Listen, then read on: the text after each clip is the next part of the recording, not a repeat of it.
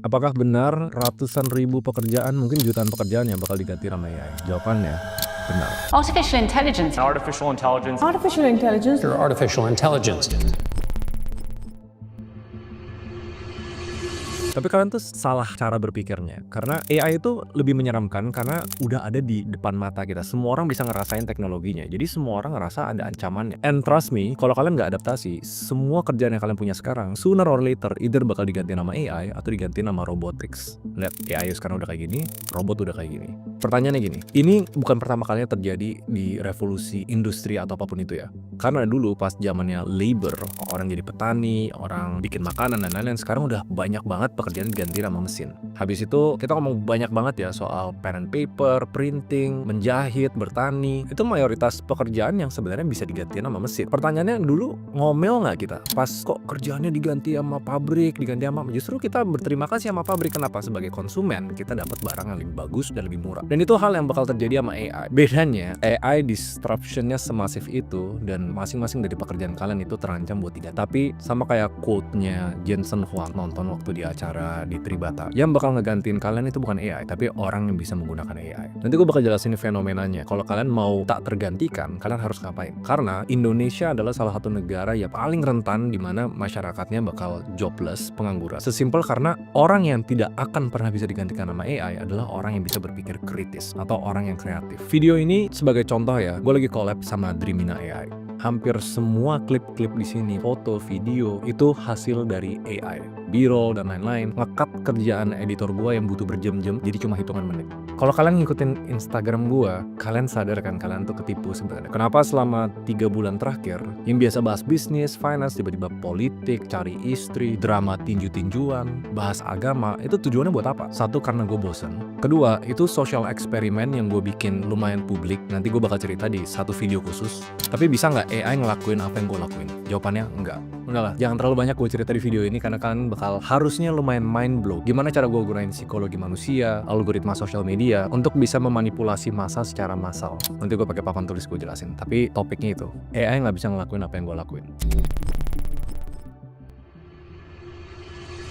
Sebelum gue sharing strateginya, gimana caranya nggak tergantikan sama AI, kalian harus bener-bener tahu kenapa Indonesia terancam dan benefitnya apa kalau kalian belajar AI sekarang juga. Simpelnya, kalau buat gue, ada 3 kuadran. Oke, ada risetnya menarik di 2025, orang yang lahir tahun depan, itu namanya generasi beta. Itu generasi yang paling pinter, yang harusnya paling pinter dari semua generasi. Generasi yang paling penasaran, paling bisa menyerap informasi lebih banyak. Kenapa? Soalnya lahir di zaman AI. Kalian kalau track back cerita orang tua kita, kalau mau cari informasi mentah bahkan ya, harus ke perpustakaan, buka buku, barulah mereka bisa dapat informasi. Di milenial sama Gen Z, kita sekedar pakai jempol. Tapi ada namanya informasi mentah sama informasi matang. Informasi matang itu butuh dimasak untuk kita bisa konklusi, oh yang terbaik untuk karir adalah ABC. Kuadran pertama yang paling penting dari AI itu learning.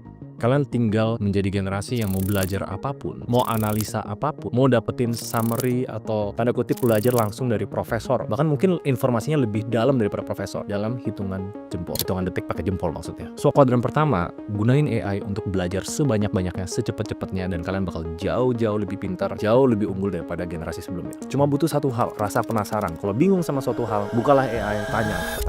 Poin kedua, time saving. Untuk manusia yang ngelakuin suatu pekerjaan, pasti mereka harus sudah ngelakuin proses dari 1, 2, 3, sampai 10. Dan yang kalian nggak sadar, sebenarnya dari 10 step itu, 8-nya itu biasanya redundant. Kalau nggak redundant, bisa digantikan sama tools. Yang nggak bisa, mungkin kayak mikirnya di poin 1, ngecek apakah ini bagus atau nggak di poin 1. Sisanya, itu tuh simpelnya kayak editor gua mau ngedit video. Oke, kita harus tambahin B-roll. Gambar yang merepresentasikan orang lagi berpikir. Yang dia lakuin ke website, beli dulu tokennya, browsing dulu yang banyak, download dulu, coba masukin ke klip dulu. Itu bisa digantiin dalam hitungan menit. Dan itu tools yang lagi gue collab di video ini juga, yaitu Dreamina. Kalian bisa bikin video, gambar, dan AI tools ini lumayan unik flow-nya karena dia nge-generate image sama video berdasarkan token, dan kalian bisa dapat 60 token gratis setiap harinya. Kalian bisa collate. Dan itu cuma proses kreatif. Ada banyak banget aspek pekerjaan administratif yang bisa kalian time saving dari yang sebelumnya 10 jam diberesin dalam 10 menit. Gue nggak bercanda. 10 jam kalian baca Excel yang isinya 10.000 field, cuma mau cari misalnya data-data mana yang kalian butuh, kalian bisa pakai AI. Baru poin ketiga yang jujur ya, pedang bermata mata dua kenapa Indonesia rentan untuk digantikan AI, yaitu critical thinking. Basisnya menjadi critical thinking, lo harus bisa bertanya why. Tapi karena nggak ada kutipnya gini ya, kalau orang bodoh ngobrol sama orang bodoh, mereka berdua belum tentu bisa jadi kritis. Karena dua-duanya ya cuma lempar-lemparan statement yang nggak ada substansi. Untuk berpikir kritis, lo butuh lawan bicara yang bisa punya wawasan luas dan sama-sama nanya why. Jadi gunain AI yang sifatnya konversasional untuk mengasah pola pikir. Kalian nanya pertanyaan-pertanyaan yang biasanya kalian nggak bisa ketemu di search engine atau platform lainnya. Terus kalau misalnya mau belajar AI yang bener, itu balik lagi ke poin yang gue bikin di video sebelumnya, yaitu literasi. Functional literasi itu kan turunan dari skill-skill yang berguna di kehidupan sehari-hari. Dan ada namanya AI literasi.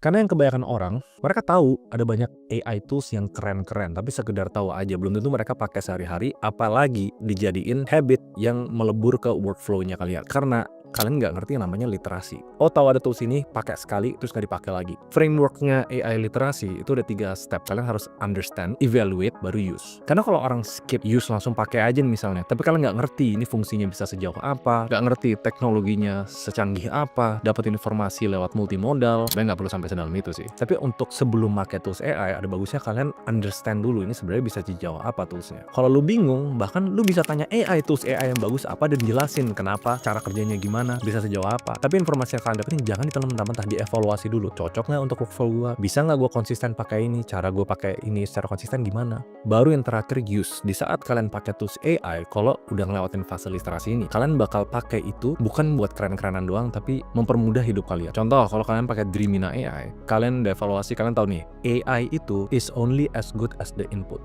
Seberapa jago kalian bertanya atau menggunakannya, AI-nya bakal lebih bagus lagi. Atau yang terkenal kalau misalnya kalian pakai AI yang lagi rame sekarang, bahkan ada pekerjaan khusus yaitu namanya prompting. Gimana cara bertanya dan bikin kalimat-kalimat yang tepat biar AI-nya keluarin hasil yang paling bagus. Ini kalau mau praktek pakai Dreamina AI, kalian bisa pakai AI reference-nya, text to image, kalian bisa prompting keluar gambar, image to image ini buat bikin poster dan teman-temannya. Tapi so far kalau kalian lihat di video ini yang hampir semuanya itu pakai AI, menurut kalian gimana? Kalau jelek, mungkin bukan salah AI-nya, mungkin salah editor gue yang nggak jago prompting. Kalau udah ngerti cara pakainya, leburin itu ke proses kerja kira-kira kayak gini.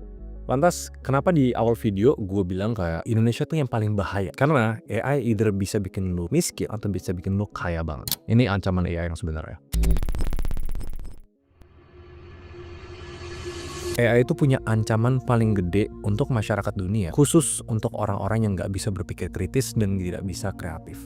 Karena itu dua hal yang nggak bisa diganti sama AI. Sooner or later, mungkin nggak nunggu sampai 10 tahun bahkan ya, cuma beberapa tahun ke depan. Kerjaan-kerjaan yang kecil, yang receh, yang administratif, itu semuanya bakal diganti sama AI. AI itu memaksa kita untuk harus bisa berpikir lebih tinggi lagi. Kalau yang cetek-cetek, misalnya 2 tambah 2, 1 tambah 1, itu diganti sama kalkulator. Tapi kalau ada AI, misalnya cari informasi tentang riset atau jurnal, itu tuh cetek buat AI. Yang kalian harus berpikir lebih tinggi lagi adalah, dari jurnal itu, apa yang kita bisa lakukan untuk manusia?